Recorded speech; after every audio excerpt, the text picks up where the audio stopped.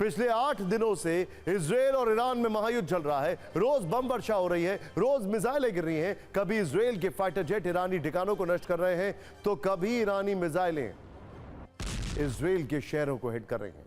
आपने दिन भर इजरायल और ईरान के बीच जारी जंग की बहुत सारी तस्वीरें देखी होंगी, लेकिन सत्ता में आज सबसे पहले अमेरिका के mister U turn president Donald Trump की बात करेंगे, जो एक बार फिर नए बहाने के साथ दुनिया के सामने आ गए हैं, जो एक बार फिर अपनी ही बात से पलट गए हैं। आपने कई बार बॉलीवुड की फिल्मों में कमिटमेंट वाले डायलॉग सुने होंगे। फिल्मी हीरो कुछ ऐसा ही डायलॉग देते हैं कि एक बार कमिटमेंट कर दी फिर वो खुद की भी नहीं सुनते, लेकिन अमेरिका के राष्ट्रपति ट्रंप को, जो खुद को सीजफायर वाला हीरो बताने की कोशिश करते रहते हैं, उनके लिए डायलॉग थोड़ा बदल गया है। जो उन्होंने पिछले कुछ दिनों में किया, उसके आधार पर यही कहा जा सकता है कि वो एक बार जो कमिटमेंट करते हैं फिर उसे पूरा नहीं करते। अब ट्रंप को लेकर ऐसा ही कमेंट ट्रेंड कर रहा है। उदाहरण के लिए इजरायल और ईरान के युद्ध को ले लीजिए। कनाडा से G7 छोड़कर ट्रंप अचानक अमेरिका लौटे थे, ये कहते हुए कि बहुत बड़ा कुछ होने वाला है। वॉशिंगटन में सिचुएशन रूम में बैठकर ईरान पर अटैक की मंजूरी तक की बात कह दी, लेकिन अब ट्रंप की चेतावनी, ट्रंप की युद्ध वाली चिंगारियां, ट्रंप की धमकियां सब लगभग ध्वस्त होती नजर आ रही हैं। सिचुएशन रूम में तीसरी बैठक के बाद अमेरिका की ओर से कहा गया कि ईरान पर अब 2 हफ्ते बाद अगला फैसला होगा। मतलब ये कि चाहे कुछ हो जाए, ट्रंप का बहाना फिक्स है। ट्रंप पहले चाहे कुछ भी बोले, उनका पलटना फिक्स है, जो फिर से देखने को मिला है। ईरान पर अटैक को लेकर अब वो बस 2 हफ्ते और की बात कर रहे हैं। कैसे ईरान को लेकर व्हाइट हाउस की ओर से आए नए संदेश को सुनिए, उसके बाद अमेरिकी राष्ट्रपति ट्रंप का सच से सामना कराएंगे।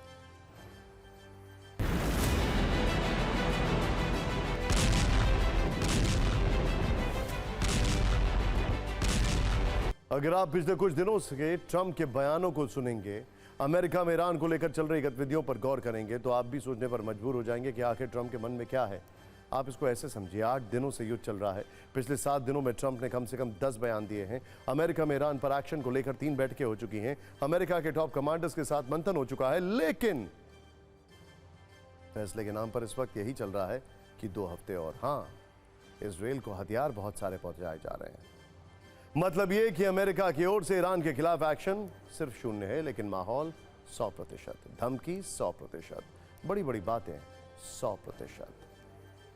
जब से डोनाल्ड ट्रंप दूसरी बार अमेरिका के राष्ट्रपति बने हैं, वो अपने बयान से पलटते रहे हैं। चाहे दूसरे देशों पर टैरिफ लगाने की बात हो या फिर एक्शन की बात हो, मजबूरी जो भी रही हो, अमेरिका के राष्ट्रपति के पलटने की लगभग गारंटी है। ऐसे व्यंग ट्रंप को लेकर किए जा रहे हैं। अगर ईरान पर हमले के परिप्रेक्ष्य में ट्रंप के बयानों पर गौर करें तो 7 बयानों वाली जुबानी फायरिंग से समझिए। याद कीजिए ईरान को लेकर ट्रंप ने क्या कहा था, सोचिए। उन्होंने कहा था कि सीजफायर से भी बड़ा होने वाला है कुछ।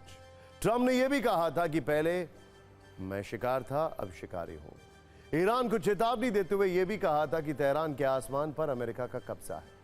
ट्रंप ने तो यहां तक कह दिया था कि खमनेई का ठिकाना उन्हें पता है। इसके अलावा कहा कि ईरान बिना शर्त सरेंडर करना होगा ईरान को। अब ईरान से बात नहीं होगी, ईरान को परमाणु हथियार नहीं बनाने देंगे। लेकिन यह सिर्फ जुबानी फायरिंग थी। एक्शन के नाम पर क्या हुआ?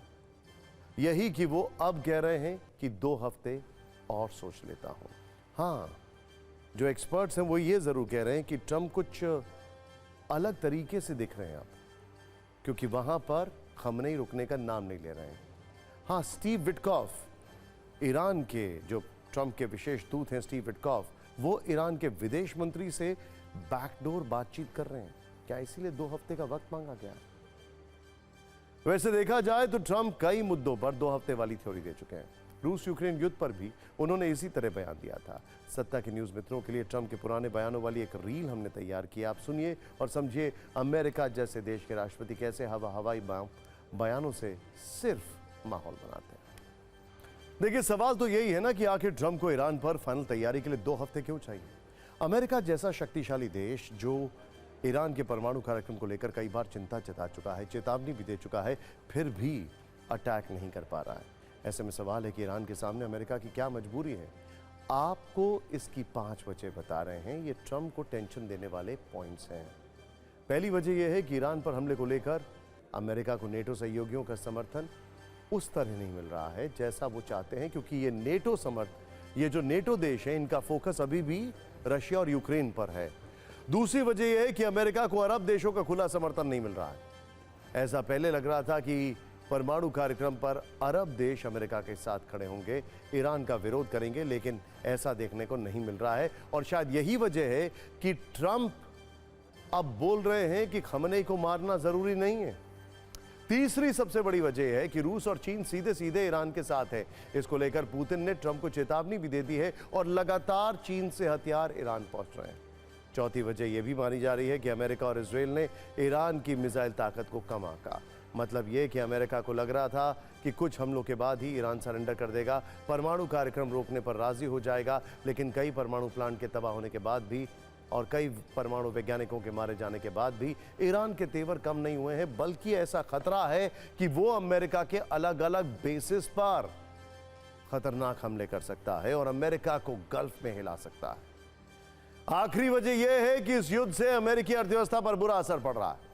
अमेरिका के लोग भी युद्ध के समर्थन में नहीं है। हो सकता है कि इन्हीं वजहों पर विचार करने के बाद ट्रंप ईरान पर अभी फैसला लेने में समय ले रहे हैं और ईरान को नई समय सीमा दे रहे हैं। इंटरेस्टिंग बात यह है, जो सबसे इंटरेस्टिंग बात है वो ये है कि पब्लिक ओपिनियन ट्रंप के खिलाफ होता जा रहा है। सोचिए, ईरान के समर्थन में न्यूयॉर्क के अंदर प्रोटेस्ट हो रहा है। इसका मतलब क्या है? वो भी ट्रंप टावर के बेहद नजदीक। यानी अमेरिकन्स नहीं चाहते कि ट्रंप एक और वॉर जोन में जाएं। अमेरिका के राष्ट्रपति डोनाल्ड ट्रंप की मजबूरी चाहे जो भी हो, लेकिन इजराइल और ईरान में तबाही लगातार हो रही है। न इजराइल फाइटर जेट से हमलों पर ब्रेक लगा रहा है और ना ही ईरान की मिसाइलें रुक रही हैं। आपको 5 नए वीडियो के साथ बताते हैं कि इजराइल और ईरान का युद्ध कितना विनाशक रूप ले चुका है। पहला वीडियो ईरान के हमले का है। इजराइल का दावा है कि ईरान रिहायशी इलाकों को टारगेट कर रहा है। ईरान के हमलों में आम लोगों को नुकसान हो रहा है। कई घरों में खिड़की के शीशे टूट गए हैं। ये तस्वीर मिसाइल अटैक के थोड़ी देर बाद की है। ये वो इजराइल कह रहा है जिसने गाजा के 80% रिहायशी इलाके को तबाह कर दिया। खैर, ईरान ने इजराइल के बिशेरबा शहर पर आज फिर अटैक किया और यह बड़ा अटैक था। बैलिस्टिक मिसाइल से हमला किया गया। टाइम्स ऑफ इजराइल की रिपोर्ट के अनुसार यह मिसाइल माइक्रोसॉफ्ट के ऑफिस के नजदीक गिरी थी। इससे कई कारों में आग लग गई। आसपास के घरों को भी नुकसान पहुंचा। 6 लोग घायल हो गए। 6 से 7 लगातार दूसरे दिन बिशेरबा शहर पर मिसाइल हमला हुआ है। कल स्टॉक एक्सचेंज को टारगेट किया, अस्पताल को आज माइक्रोसॉफ्ट का ऑफिस, क्योंकि इंटरनेट तो ईरान में भी बंद है। ईरान अब इजराइल के बड़े सेंटर्स को भी टारगेट कर रहा है। ईरानी मिसाइल के हमलों में कैसे इजराइल का परमाणु रिसर्च सेंटर तबाह हो गया, आप देखिए। पूरी तरह तबाही, पूरी तरह। इजराइल के रेहोवोट शहर में ईरानी मिसाइल हमले के वेजमैन इंस्टीट्यूट ऑफ साइंस को काफी नुकसान पहुंचा है। इजराइल के हमले भी जो हैं वो रुक नहीं रहे हैं। इजराइल के F-16 ने ईरानी ड्रोन को हवा में ही मार गिराया। इसके अलावा इजराइल ने दावा किया कि ईरान की कई मिसाइलों को इंटरसेप्ट कर हवा में नष्ट कर दिया गया। इजराइल ने ईरान के अराक न्यूक्लियर रिएक्टर पर भी हमले का दावा किया है। आपको बता दें कि इजराइल के टारगेट पर ईरान के न्यूक्लियर प्लांट है। यह युद्ध भी ईरान के परमाणु कार्यक्रम की वजह से हो रहा है। इस युद्ध में पहली बार ईरान ने इजराइल पर क्लस्टर बम से हमला किया, और वो भी बैलिस्टिक मिसाइल के थ्रू। यह हमला इजराइल के गुशदान इलाके में हुआ। हमले में कई लोग घायल हुए। क्लस्टर बम एक ऐसा हथियार होता है जो हवा में फटता है और उसमें से छोटे छोटे बॉम्बलेट्स गिरते हैं। एक क्लस्टर बम 8 से 12 किलोमीटर के इलाके में तबाही मचा सकता है।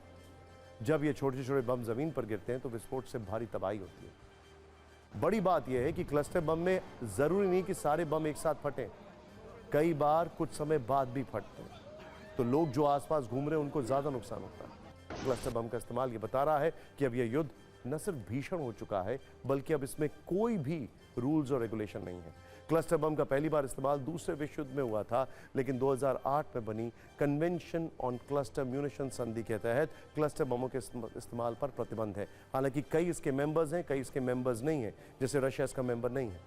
ईरान के इन खतरनाक हमलों से इजराइल में भारी तबाही हुई है। हमलों के इस खतरे के बीच TV9 की टीम इजराइल के वॉर जोन से लगातार रिपोर्टिंग कर रही है। मनीष झा, और कैमरामैन रोहित उस जगह पहुंचे जहां ईरान का मिसाइल अटैक हुआ। आप खुद देखें।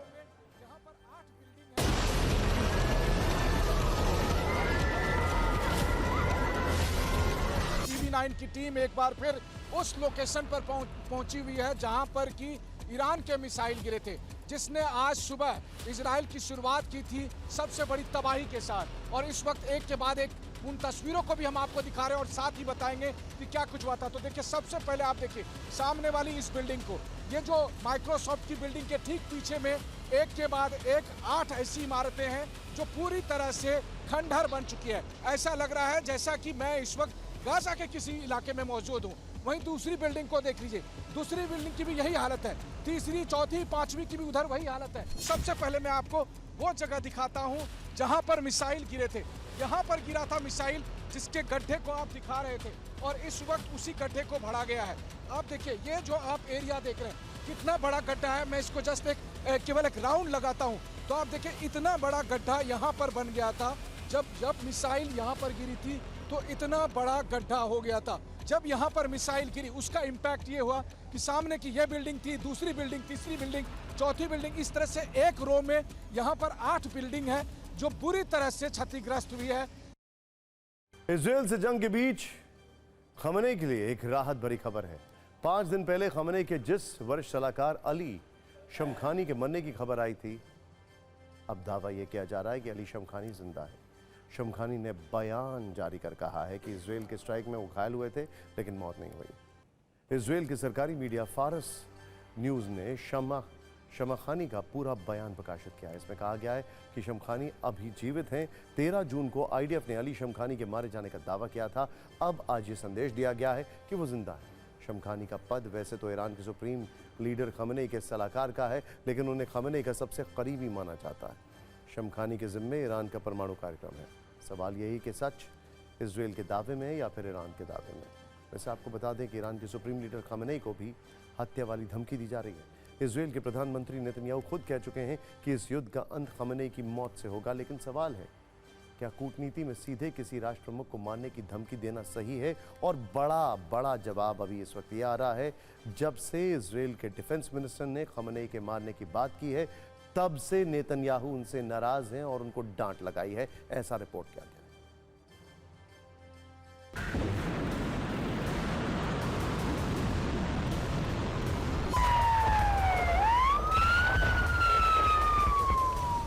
ईरान के लगातार मिसाइल हमलों के बीच इजराइल का एक ही टारगेट है, किसी भी तरह इजराइल के परमाणु ठिकानों को तबाह करना। इजराइल की तरफ से लगातार ईरान के न्यूक्लियर रिएक्टर पर एयर स्ट्राइक की जा रही है। अब इजराइल ने ईरान के खोंडा न्यूक्लियर साइट पर हमला किया है। इससे पहले इजराइल ने नतांज परमाणु प्लांट को निशाना बनाया था, जिसमें बाहरी इंफ्रास्ट्रक्चर को तो नुकसान हुआ था, लेकिन अंडरग्राउंड फैसिलिटी को खास नुकसान नहीं हुआ। 14 जून को इस्फहान परमाणु प्लांट पर एयर स्ट्राइक हुई, जिसमें प्लांट को मामूली नुकसान हुआ। 16 जून को फोर्डो परमाणु प्लांट पर हमले की कोशिश हुई, हालांकि इस हमले में प्लांट को कोई खास नुकसान नहीं हुआ। 19 जून को अराक परमाणु प्लांट पर हमला हुआ, जिसमें इस प्लांट को काफी नुकसान हुआ। आज इजराइल का निशाना बना खोंडब न्यूक्लियर रिएक्टर, जिसे हमले में काफी नुकसान हुआ। IRGC के टॉप कमांडर मोहसिन रेजा का दावा है कि जिन जिन परमाणु प्लांट पर इजरायली हमला हुआ है, उन्हें वो पहले ही खाली करा चुके हैं। लेकिन इजराइल के एक सूत्री कार्यक्रम जो है वो ये है कि किसी भी तरह ईरान के परमाणु कार्यक्रम को रोकना, उससे हमेशा के लिए पीछे धकेल देना। नेतन्याहू भी बार बार इसका जिक्र कर रहे हैं।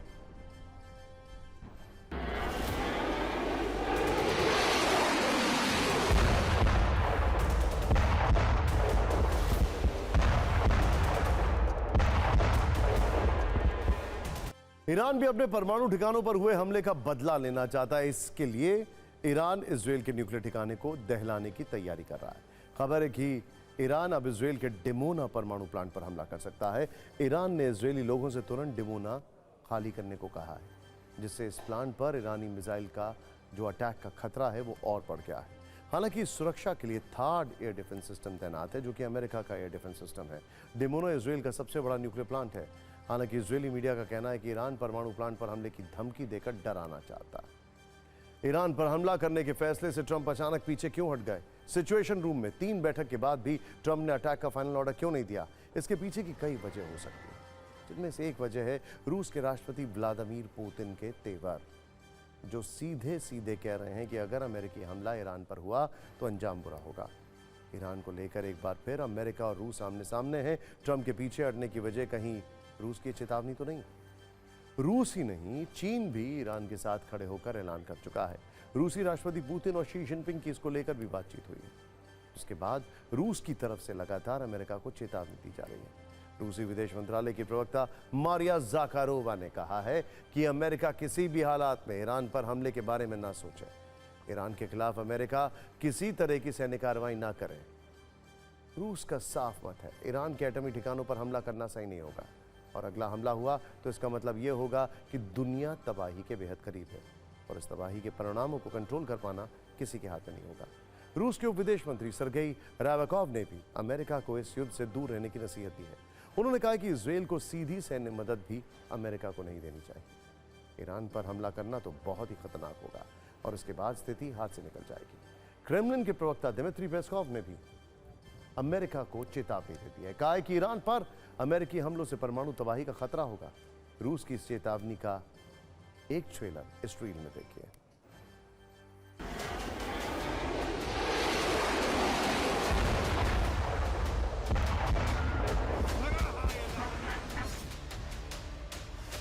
तो सवाल यह है कि क्या रूस की चेतावनी के बाद ट्रंप के तेवर थोड़े ढीले पड़ गए हैं? वैसे रूस के राष्ट्रपति पुतिन जो कहते हैं वो करते हैं।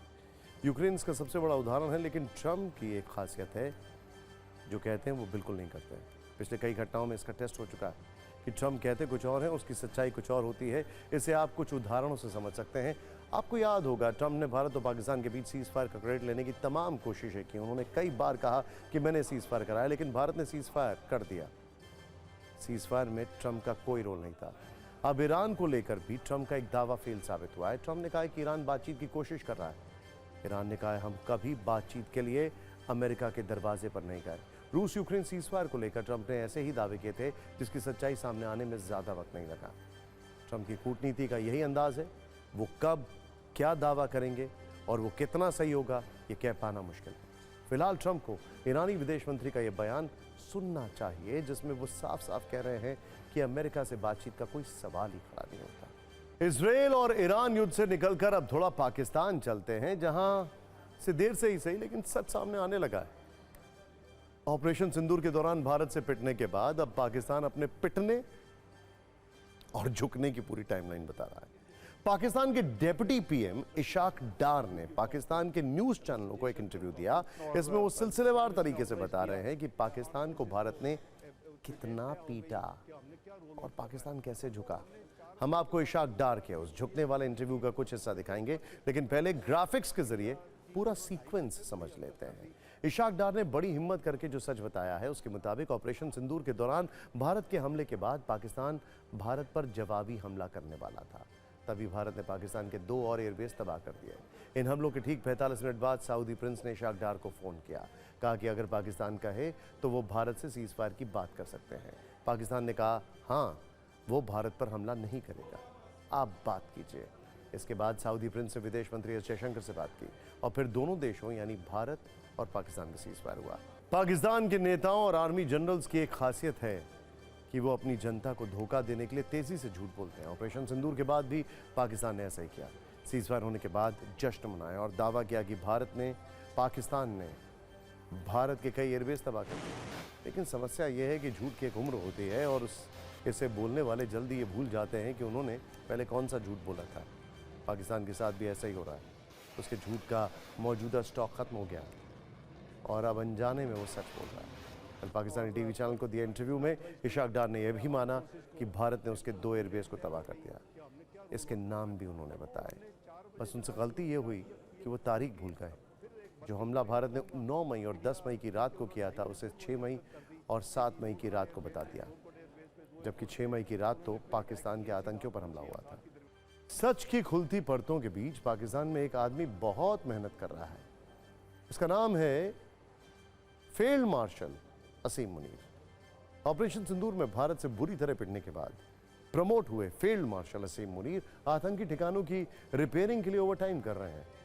पाकिस्तान अपनी भूखी जनता के लिए जो कर्ज ले रहा है, उसे मुनीर आतंकी कैंपों पर खर्च कर रहे हैं।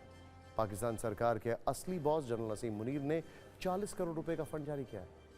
इन पैसों से ऑपरेशन सिंदूर के दौरान तबाह हुए आतंकी कैंप को फिर से बनाया जाएगा।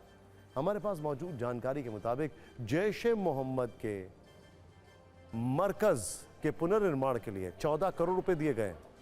लश्कर तैयबा के गढ़ मुरीद के आतंकी कैंप को ठीक ठाक करने के लिए 15 करोड़, मुजफ्फराबाद के ट्रेनिंग कैंप बिलाल मस्जिद के पुनर्निर्माण के लिए 11 करोड़। कुल मिलाकर पाकिस्तान बैक टू बिजनेस हो चुका है। वो फिर से आतंकी कैंपों को बना रहा है और हो सकता है कि कुछ दिन बाद वो उन्हें ट्रेनिंग देना भी शुरू करते हैं। सत्ता में अब उस चिंता की बात करते हैं जो एयर इंडिया की फ्लाइट्स को लेकर इस वक्त करोड़ों न्यूज मित्रों के अंदर है। सवाल, बड़ा सवाल, आखिर इंडिया के विमानों के साथ ये हो क्या रहा है? और इस प्रश्न की वजह एक खबर है। आज भी एयर इंडिया की 9 फ्लाइट्स को रद्द किया गया है और अहमदाबाद में हुए विमान हादसे के बाद सिर्फ 9 दिनों के अंदर एयर इंडिया की 84 फ्लाइट्स रद्द की जा चुकी हैं। विमानों को कैंसिल किए जाने के पीछे एयर इंडिया की ओर से मेंटेनेंस और ऑपरेशनल रीजन की दलीलें दी जा रही हैं, लेकिन लोगों के मन में डर है। क्या इन टेक्निकल शब्दों के जरिए गोल गोल घुमाने की कोशिश की जा रही है या असल में वजह कुछ और है? वैसे एयर इंडिया की ओर से पिछले 2 दिनों में जो 2 बयान आए हैं, पहले बयान में यह कहा गया कि एयर इंडिया की उड़ानों में 15% तक कटौती की जाएगी। इसके बाद कल यह कहा गया कि ये कटौती 21 जून से शुरू होकर कम से कम 15 जुलाई तक जारी रहेगी। और आज ये खबर आई है कि अलग अलग रूट्स पर एयर इंडिया की 9 फ्लाइट्स को कैंसिल किया गया। जो उड़ानें आज रद्द की गई हैं उन्हें 4 इंटरनेशनल और 4 डोमेस्टिक हैं। घरेलू उड़ानों में पुणे से दिल्ली, अहमदाबाद से दिल्ली, हैदराबाद से मुंबई, चेन्नई से मुंबई और चेन्नई से मुंबई जाने वाली फ्लाइट को कैंसिल किया गया है। इसके अलावा इंटरनेशनल में दुबई से चेन्नई, दिल्ली से मेलबर्न, मेलबर्न से दिल्ली और दुबई से हैदराबाद की फ्लाइट पर ब्रेक लगा दिया गया, जबकि दिल्ली से पुणे जा रही एक फ्लाइट से पक्षी टकरा गया, जिसके चलते विमान की रिटर्न जर्नी कैंसिल करनी पड़ी। अब एयर इंडिया की फ्लाइट्स भले ही उड़ान न भर पा रही हों, लेकिन इस वक्त न्यूज़ मित्रों के मन में एयर इंडिया को लेकर बहुत सारे सवाल हैं और उनके बारे में आपको जानना चाहिए। देखिए, पहला सवाल तो यह है कि अचानक से एयर इंडिया की इतनी फ्लाइट्स रद्द की जाने की असली वजह क्या है? सोचिए भाई, इस एक्सीडेंट के बाद उड़ानें रद्द हो रही हैं, यानी कुछ तो गड़बड़ है। क्या मेंटेनेंस और ऑपरेशनल रीजंस के नाम पर यात्रियों से कुछ छिपाया जा रहा है? Engineering department, thorn in the flash. आखिर एयर इंडिया के विमानों में अचानक से इतने बड़े स्तर पर मेंटेनेंस का काम कैसे शुरू हो गया और पहले क्यों नहीं हो रहा था? और लोग पूछ रहे हैं कि अगर ऐसा है भी तो क्या अहमदाबाद प्लेन क्रैश के बाद याद आई कि प्लेन में मेंटेनेंस भी कोई चीज होती है, या फिर हादसे के बाद एयर इंडिया विमान की उड़ानों को लेकर अतिरिक्त सतर्क हो गया है? ओहो, सुना आपने? ये एयर इंडिया के लिए सायरन नहीं था, हमें शो खत्म करने के लिए सायरन था।